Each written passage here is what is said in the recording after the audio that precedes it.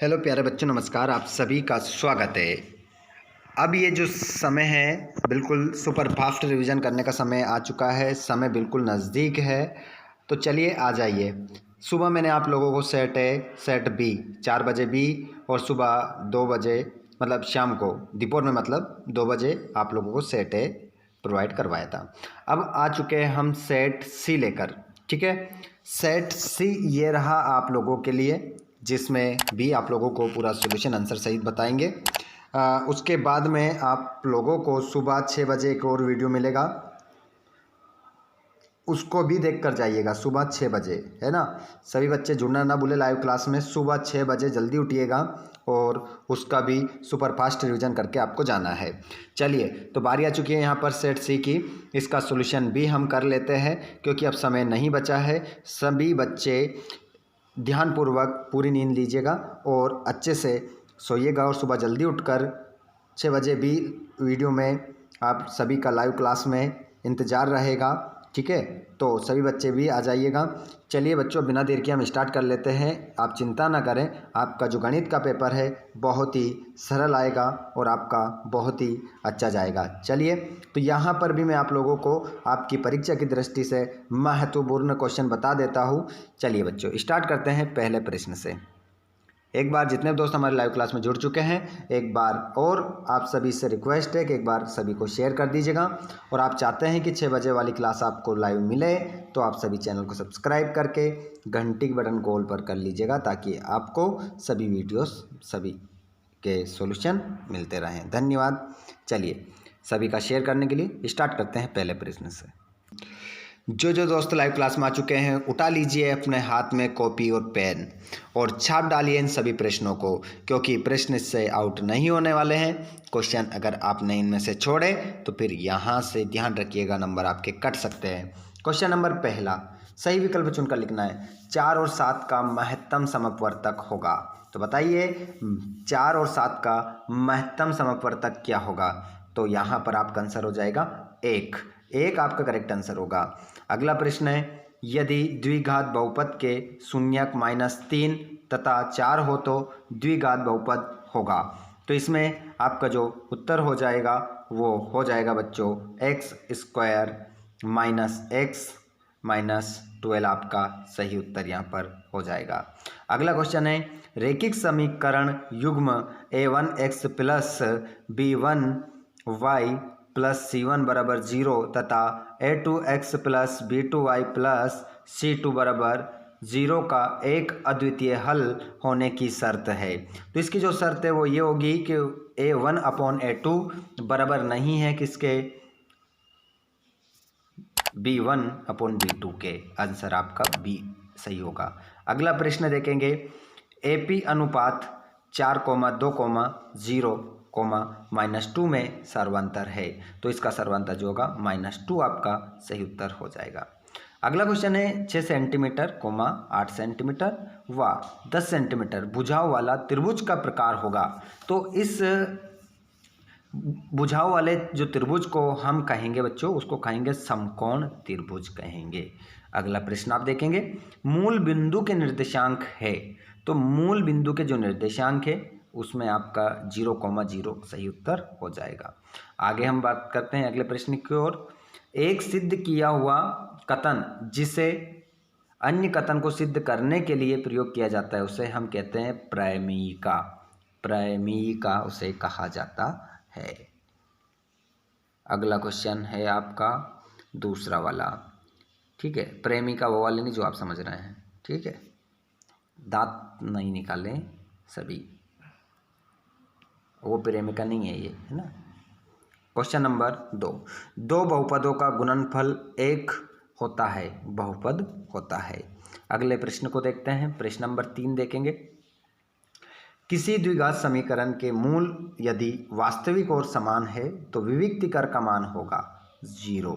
आपका आंसर क्या हो जाएगा, 0 आपका राइट आंसर होगा। ठीक है, अगले क्वेश्चन को देखते हैं। यदि a, b, c, AP में, तब b बराबर क्या होगा, a + c/2 आपका आंसर हो जाएगा। ठीक है, गलती किसी प्रकार की आपको नहीं करना है। अगला क्वेश्चन, सभी व्रत होते हैं। तो सभी जो व्रत होते हैं ना बच्चों, व्रत ऐसा ही रहता है ना, जो सभी व्रत होते हैं वो कैसे होते हैं, समरूप होते हैं। अगला क्वेश्चन, एक्स अक्ष और वाई अक्ष का प्रतिच्छेद बिंदु कहलाता है। तो उस प्रतिच्छेद बिंदु को हम क्या कहते हैं, मूल बिंदु कहते हैं। मूल बिंदु आपका सही उत्तर होगा। बाह्य बिंदु से वृत्त पर खींची गई स्पर्श रेखाएं केंद्र पर कोण अंतरित करती है। कैसा कोण अंतरित करती है, समान कोण अंतरित करती है। चलिए, तो यहाँ पर हम अब आ चुके हैं जोड़ी पर। जोड़ी भी मिला लीजिए, जोड़ी मिलाएंगे हम और देखेंगे। देखिए 1 + tan स्क्वायर थीटा, इसका जो मान होगा बच्चों वो होगा सेक स्क्वायर थीटा, और sine square 25 degree plus cos square 25 degree, इसका जो आंसर होगा वो निकल कर आएगा 1। इसका आंसर हम 1 से मिलाएंगे, इसका जो मान है वो 1 है तो 1 से मिला देंगे। 2 आंसर हमारे यहाँ पर पूरे हो चुके हैं। उसके बाद में हम देखेंगे तीसरा, 2 tan थीटा कोट थीटा, इसका आंसर होगा 2, और अंडर रूट में 1 - साइन स्क्वायर थीटा, इसका आंसर आप लगाएंगे कोस थीटा से, और साइन 60 डिग्री का जो मान होगा वो हो जाएगा बच्चों अंडर रूट में 3/2, और कोस 90 डिग्री माइनस थीटा, इसका जो मान होगा वो साइन थीटा, आपका आंसर निकल कर आएगा। उसके बाद देखिए, उसके बाद आप देखेंगे तो सत्यापत्ति की ओर चलेंगे। सत्यापत्ति में आपको सभी आंसर देखने को मिलेंगे।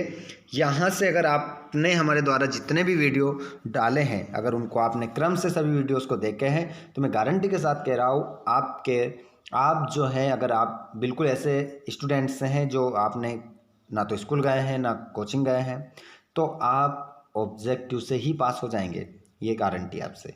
लेकिन आपने अगर पूरे वीडियो देखे हैं तो ही बताइएगा कितने बच्चे ऐसे हैं जिसने सारे वीडियोस को समय पर देखा है, बताइए। लाइव क्लास में मैं आप लोगों का इंतज़ार कर रहा हूँ, बताइए ऐसे कितने बच्चे हैं जिन्होंने सारे वीडियोस को देखे हैं। तो ही मैं गारंटी ले रहा हूँ, अगर नहीं देखे हैं तो फिर मेरी कोई जिम्मेदारी नहीं है। आप लोगों के लिए मैंने कम से कम 15 वीडियो मैंने आपको अवेलेबल करवाए हैं मैथ्स के, क्लास 10th के। अगर आपने सभी वीडियोस को देखे हैं, सभी ऑब्जेक्टिवों को देखे हैं, तो एक भी ऑब्जेक्टिव आपका नहीं कटेगा, ठीक है।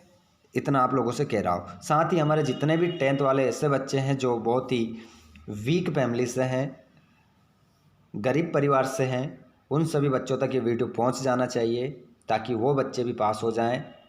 जो बच्चे ऐसे हैं जो कोचिंग नहीं गए हैं, स्कूल नहीं गए हैं, तो उन तक ये वीडियो पहुंचाएंगे। हमारे जितने भी लाइव क्लास में बच्चे जुड़ रहे हैं वे सभी, ठीक है। सभी बच्चे अपने व्हाट्सअप ग्रुप, अपने टेलीग्राम ग्रुप, अपने व्हाट्सअप स्टेटस के लिंक, स्टेटस पर इस वीडियो के लिंक डाल दीजिए ताकि उन बच्चों तक ये वीडियो पहुंच सके।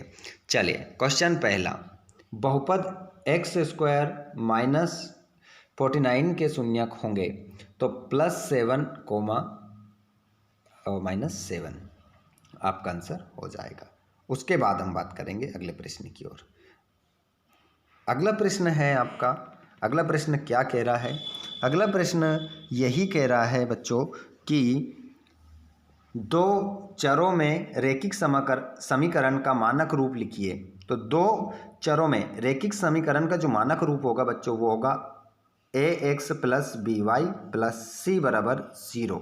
ये इसका समीकरण का मान, इस समीकरण रेखिक समीकरण का क्या है, मानक रूप है। अगला क्वेश्चन, किसी द्विघात समीकरण के विविक्तिकर का मान 0 है तो मूलों की प्रकृति कैसी होगी, तो समान व वास्तविक होगी, ठीक है, समान व वास्तविक।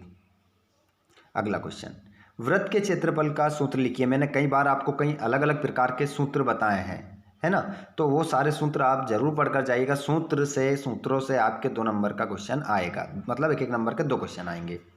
ये वृत्त के क्षेत्रफल का सूत्र रट लीजिए, πr², है ना। वृत्त, ये वृत्त होता है ना, वृत्त का जो क्षेत्रफल होता है इसका जो सूत्र क्या है, तो आप क्या बोलेंगे, πr²,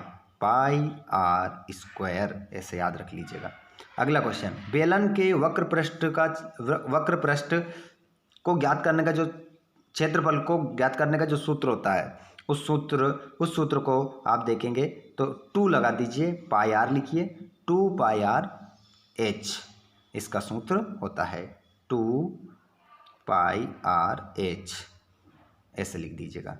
और यहाँ पर देखिए 6, 7, 6, 8, 8 का सर्वांतर माध्य क्या होगा? तो इसका सर्वांतर जो माध्य होगा वो होगा 7। 7 आपका सही उत्तर यहाँ पर हो जाएगा। आगे बढ़ते हैं अगले प्रश्न की ओर। अगला प्रश्न है आपका वो क्वेश्चन नंबर यहाँ पर देख सकते हैं आप 7 है, ठीक है। क्वेश्चन नंबर आप कौन सा देखेंगे? यहाँ 7 देखेंगे।